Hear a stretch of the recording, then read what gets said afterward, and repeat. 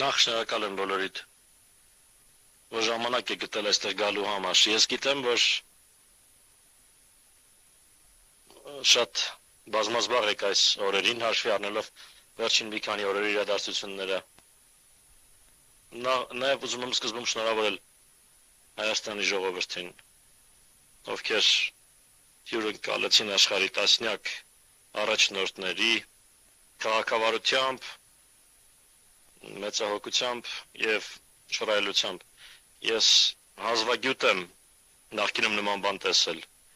եւ ես կարծում եմ, որ հստապահող ոստիկանները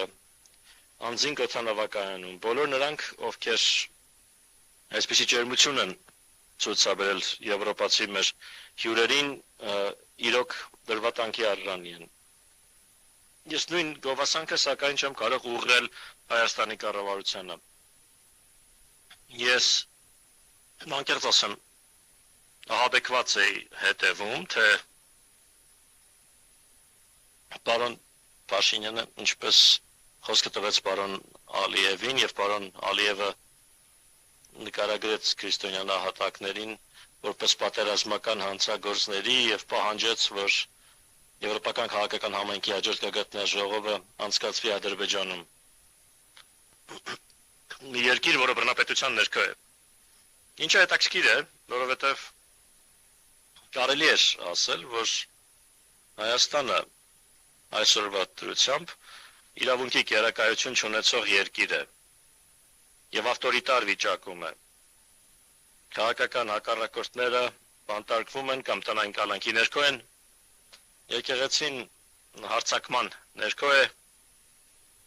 քաղաքական հարթակը Փաշինյանի միտված է Հայաստանի Սարաքելական Սուրբ եկեղեցու ոչնչացմանը, ինչը հակասում է միջազգային իրավունքին, ինչը հակասում է եվրոպական իրավունքին։ Եվ պիտի շատ պարզ ասեմ, հակասում է նաև Հայաստանի Եվրոպական միության միջև համաձայնագրին։ Գործընկերության համաձայնագիր կա, որը երաշխավորում է Հայաստանին, որ Եվրամիությունը կաջակցի